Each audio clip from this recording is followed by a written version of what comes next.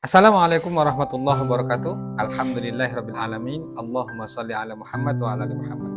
Apa kabar teman-teman semuanya? Bertemu lagi dengan saya di channel Mahkota Hati. Seperti biasa ya, saya tetap berdoa kepada Allah Subhanahu wa taala, semoga teman-teman semuanya dimanapun kalian berada, semoga Allah berikan kesehatan, kemurahan rezeki, hidup barokah, hidup berlimpah.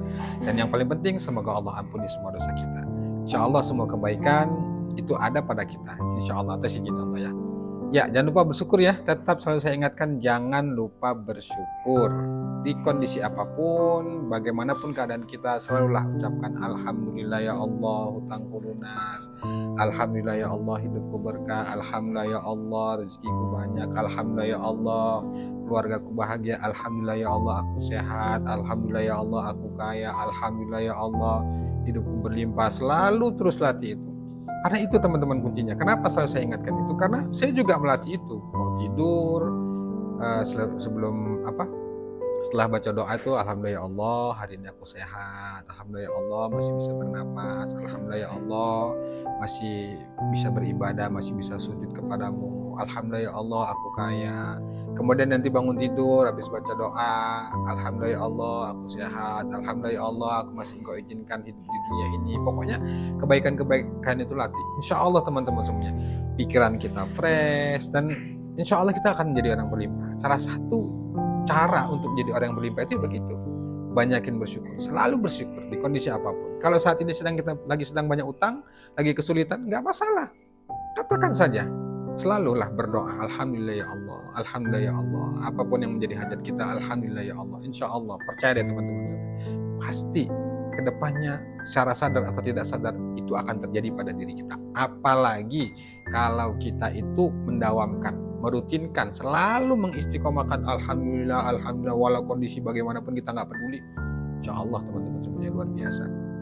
Ya baik teman-teman semuanya, sebelum materi seperti biasa ya, yang ingin bergabung di grup Mahkota Hati silakan hubungi WA yang ada tertera di layar ini ya, itu nomor saya, silakan japri saya nanti akan saya balas, saya akan kirimkan linknya supaya bergabung. Di grup itu insya Allah kita sharing, kita selalu boleh bertanya, saya juga selalu sering kasih materi di sana ya, persoalan utang, persoalan kehidupan, motivasi, insya Allah teman-teman semuanya.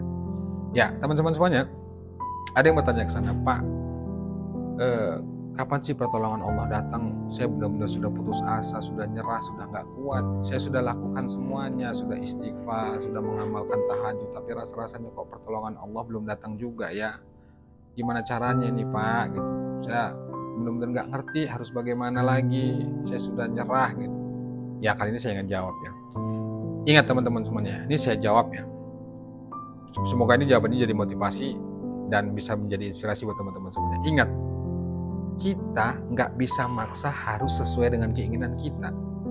Kalau teman-teman selama ini sudah berusaha mengamalkan amalan, tahajud, hajat, duha, sholawat, baca Quran semua, tapi belum ada keajaiban, ingat, berarti teman-teman tuh fokusnya pada hasil, terlalu maksa harus sesuai dengan keinginan kita, itu nggak bisa.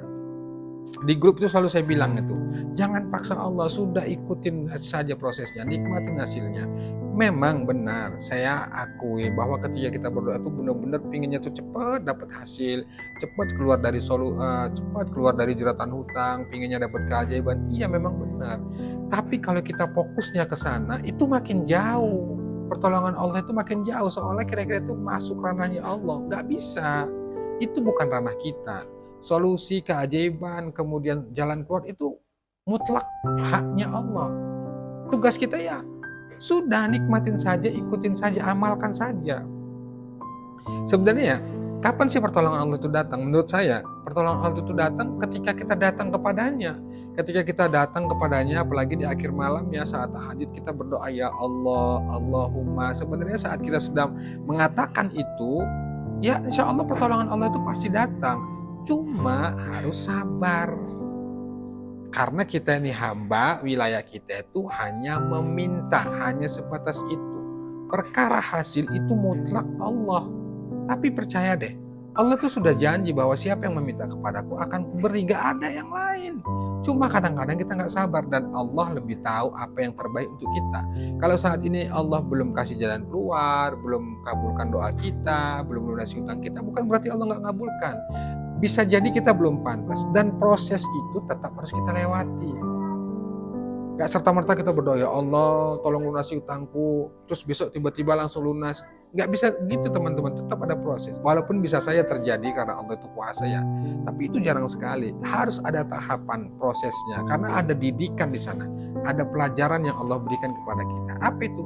Belajar sabar, belajar menerima, belajar ridho. Kita diuji dulu Allah sabar atau enggak, tetap yakin apa enggak, kemudian ke yang lain atau tetap ke Allah. Pokoknya banyak hal proses yang harus kita lewati itu. Jadi kalau ingin pertolongan Allah datang, ya sudah lakukan saja, ikutin saja prosesnya, nikmatin saja, kemudian ya sudah deh, perkara hasil biarkan saja Allah yang urus semuanya. Yang penting kita terus berupaya bagaimana diri kita ini benar-benar pantas ditolong Allah. Cara memantaskan ini bagaimana? Itu tadi, perbaiki ibadah, perbaiki sholat, banyakin baca Quran, banyakin sholawat, banyakin istighfar. Pak, saya sudah amalkan itu semua, tapi belum ada juga pertolongan Allah. Nah itu dia, karena masuk ke ranahnya Allah. Terus bagaimana? Ya lengkapi dengan terima, sabar, ridho, ikhlas. Lakukan, kemudian terima apapun yang terjadi. Kemudian sabar untuk menunggu pertolongan Allah. Wasta'inu bis-sabri was-shalah. Selalu saya sampaikan itu ya.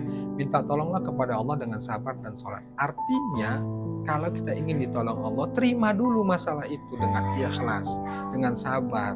Baru kita minta tolong Allah dengan cara apa? Sholat, perbaiki ibadah. Insya Allah pasti ditolong sama Allah. Cuma jangan terburu-buru, jangan harus memaksa sesuai dengan keinginan kita. Itulah yang membuat kita stres. Itulah yang membuat kita putus asa. Akhirnya nggak mau doa lagi, nggak mau tahajud lagi, nggak mau sholawat lagi. Harus sabar dulu, banyak proses yang harus kita lalui. Intinya nggak ada yang sia-sia ketika kita beribadah di dunia ini. Sekecil apapun tetap dapat balasan. Cuma karena kita berpikirnya fokusnya itu pada hasil, pada keajaiban, pada solusi, akhirnya kita bingung sendiri, nyungsep sendiri, stres sendiri, nggak yakin sendiri. Akhirnya kita malas untuk beribadah. Jangan.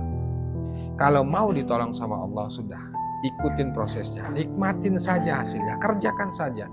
Kalau selama ini sudah mendawamkan sholawat, kemudian sudah mendawamkan istighfar, sudah mendawamkan tahajud, tapi belum ada keajaiban, coba deh tanya diri. Sebenarnya keajaiban itu sudah ada, tapi kadang-kadang kita inginnya tuh yang harus sesuai dengan keinginan kita, nggak bisa. Ketika hati dan pikiran kita tenang, sebenarnya itu juga keajaiban loh, dan itu pertolongan Allah. Ingat ya, pertolongan Allah, keajaiban, solusi itu dihadirkan Allah ketika hati dan pikiran kita tenang. Maka ketika kita datang ke Allah, kita banyak istighfar, banyak baca Quran, banyak sholawat, itu yang dihadirkan pertama kali adalah ketenangan. Walaupun solusi belum ditemukan, tapi Allah hadirkan dulu ketenangan. Bahkan kadang-kadang ketenangan itu bisa mengalahkan segalanya gitu. Kita tenang walau banyak masalah, artinya ya sudah cukup Allah saja. Beban banyak ini, masalah banyak, apalagi masalah hutang, harus bayar tapi nggak punya uang. Tapi ketika kita datang ke Allah, ketenangan dihadirkan sama Allah. Itulah tanda-tanda pertolongan Allah itu makin dekat. Pertolongan Allah itu akan tiba, tapi harus sabar. Ikutin saja prosesnya.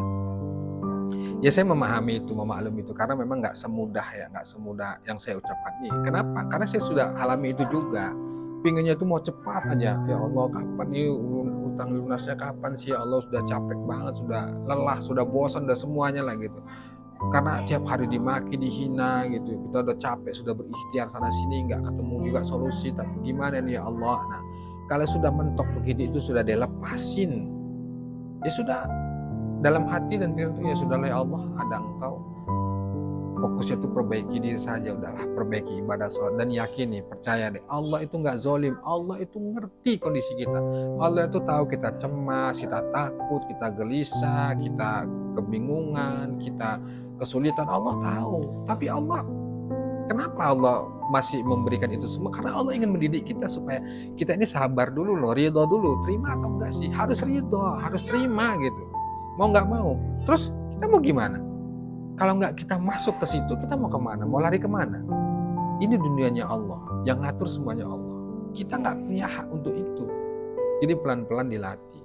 Katakan saja la haula wala quwata illa billah. Di video-video sebelumnya saya selalu bilang tuh, ya kalau sudah nggak mampu lagi otak kita berpikir, lepaskan la haula wala quwata illa billah.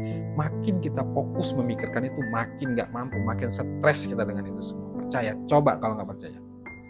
Maka jalan satu-satunya ya sudah, pasrahkan, la haula wala quwata illa billah. Sebatas yang bisa kita pikirkan itu. Tapi kalau nggak mampu kita lepaskan. Hutang itu ranahnya Allah. Sudah lepaskan ke Allah, lakukan yang terbaik, perbaiki ibadah, perbaiki semuanya. Insya Allah semuanya kebaikan. Insya Allah pasti ditolong sama Allah. Itu teman-teman semuanya ya. Semoga bermanfaat. Wassalamualaikum warahmatullahi wabarakatuh.